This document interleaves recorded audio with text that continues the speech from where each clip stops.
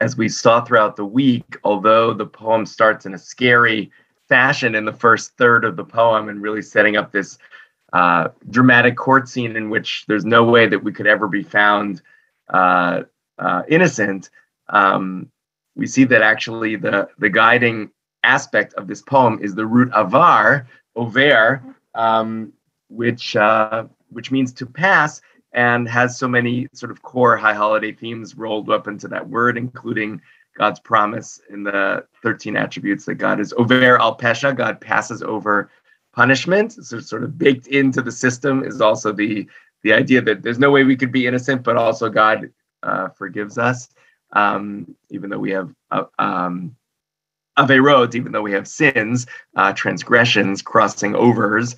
Nevertheless, God can cross over.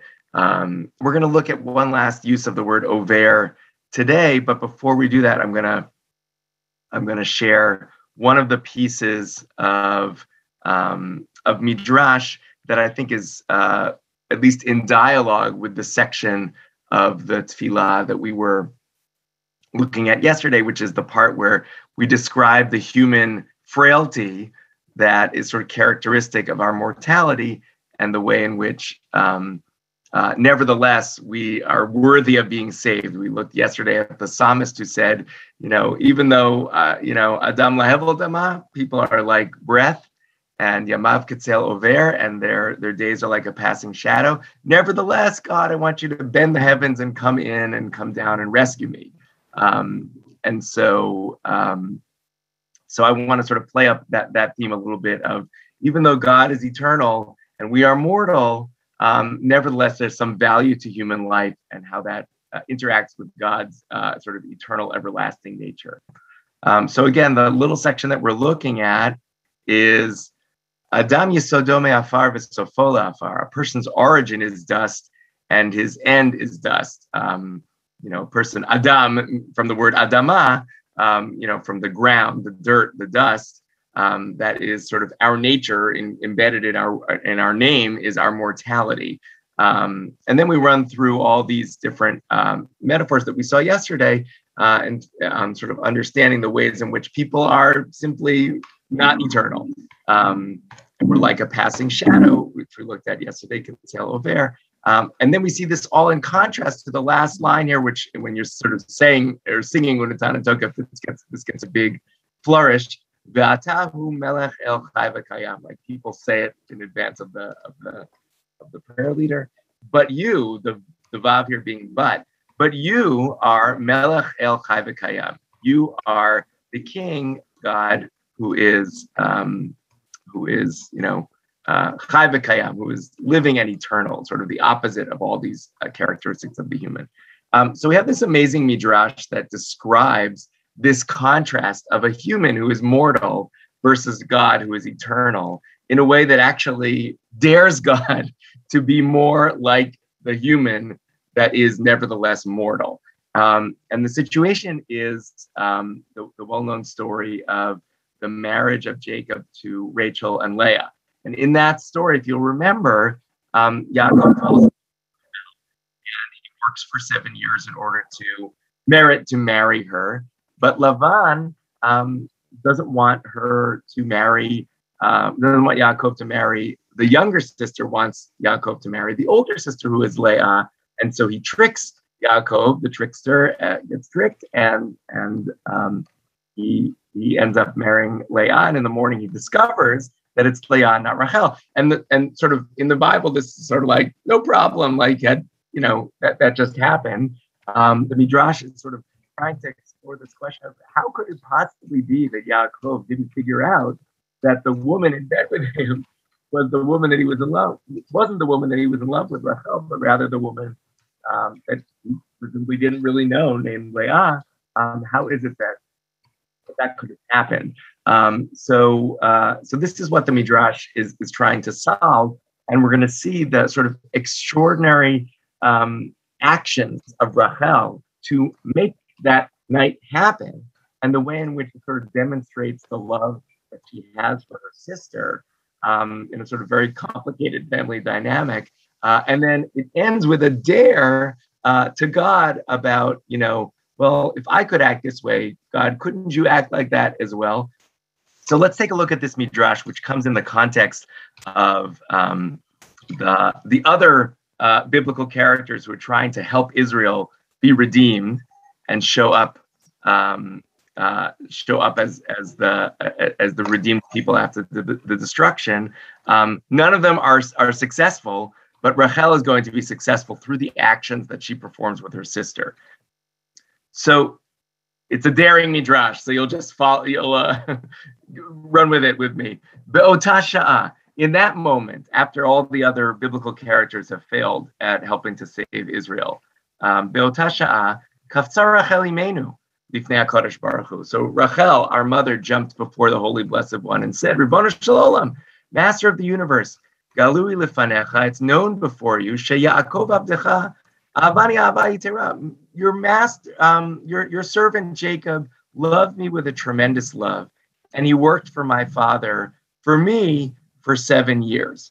Ukeshlimu otan sheva shanim, and when those 7 years were finished, v'higia hazman nisui levali, and when it came time for me to marry my husband to be, ya'atz avi la'achlifeni levali b'shvil achoti. So my father Lavan decided to switch me for my husband in favor of my sister. So this is sort of reminding us of what happened in the drama in the Bible. And I became very troubled with this. Oh no, I didn't see that. Because I figured out this plan. I understood that this plan was going to happen. Okay, so now what happens next? How does Rachel work? The Hodati Levali Umasarti lo Siman Sheyakir Beini Ubein Achoti Kedei Shalo Yuchal Avi Lachlifeni. So what did she do? She came up with a system in which she is going to give a secret sign to Yaakov. So they have a secret code, and if something happens during the night, they'll be able to communicate through this code, and in that way, Lavan won't be able to switch me out for my sister. So that's the plan that Rachel develops with Yaakov. But here's the incredible part. Ulachar kain, nechamti b'atzmi v'savalti et ta'avoti. After that, I regretted my decision and my desire. V'richamti al achoti shelo tetzeh lacherpa. And I had mercy on my sister so that she wouldn't be shamed. But what's going to happen if there's this sign that they have and Leah doesn't have the sign? Then she'll be put to shame, because here it will be that Yaakov was really actually only interested in Rachel and not Leah. So what happened? In the evening, my sister was switched for me. And I had my sister all the secret signs that I had given to my husband to be, so that he would think that she was Rachel. So in other words, she designs a system to avoid the switch. Then she hands those signs over to Rachel, to Leah, her sister, so that Leah actually knows the secret signs. And not only that, but I went under the bed in which he was lying with my sister, in a Cyrano move here. And when he would speak to her, she would be quiet, and I would respond to everything, so that he wouldn't recognize the voice of my sister, right? So Rachel is actually there, facilitating this trickery that Lavan puts forth in order to protect her sister from embarrassment. And it says, "V'gamalti chesed ima." I did chesed to her. I did this sort of loving kindness act to her, gomel chasadim, and I wasn't jealous of her. V'lo nikineti ba, and I did not lead her to shame. V'lo hotzetiha lecherpa. Right, so Rachel sort of sacrifices her own pride and her own dignity in some ways in order to prevent Leah from being embarrassed. And even though, of course, Yaakov is the loser in this trade, nevertheless, Leah is spared from the embarrassment, and Rachel has this sort of nechama, this change of heart, this regret that leads her to fix the action that otherwise would have led to her sister's embarrassment. If you remember way back when we did the story of Yiftach and his daughter, Unetaneh, when they go litanot each year to sing the dirges each year, this is sort of the opposite, right? Rachel, there, the Yiftach was using his words for folly and wasn't thinking about his family members. Here, Rachel is sort of protecting her family member and preventing her from embarrassment. Okay, and here comes the connection to our poem. So then Rachel, who's arguing on behalf of Israel before God, says to God, Uma she'ani basar vadam afar va'efer. And if I am a human being, right? Adam yesodo me'afar v'sofo afar. If I am simply a flesh and blood person who's made of dust and ashes, if I lo kineti latzara sheli, if I wasn't jealous of my sister co-wife, v'lo etzitu lebusha u'lecherpa, and I didn't cause her embarrassment or shame, ve'ata melech chai v'kayam, but you, who are the King everlasting and eternal and merciful, why should you be jealous about idols which have nothing to them, right? So again, the sin that Israel is sort of on the hook for is idol worship. And Rachel is saying, couldn't you, be a little merciful just like I, and I am a lowly human being. So you, God, how much the more so? So in drawing the contrast between humans and God in this way, where the human actually has a lot going for them. Rachel acts nobly in this midrash.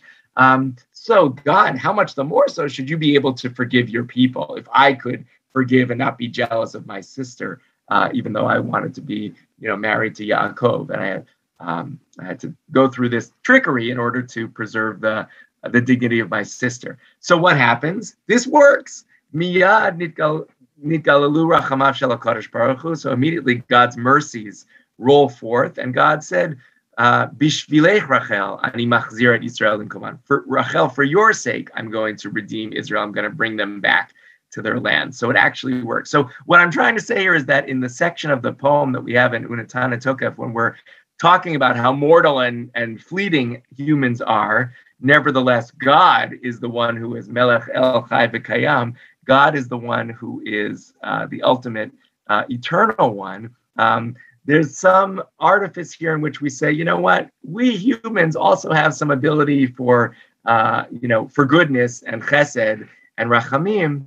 And God, how much the more so you should be able to do this. So it is also a contrast between the mortality of humans and the eternality of God, but also a little bit of a dare when you look at it in light of this midrash, in which we see that that if humans can forgive and can act nobly and can do chesed, God, how much the more so should you be able to do this? Atau melech el chai v'kayam. You should be able to do this as well.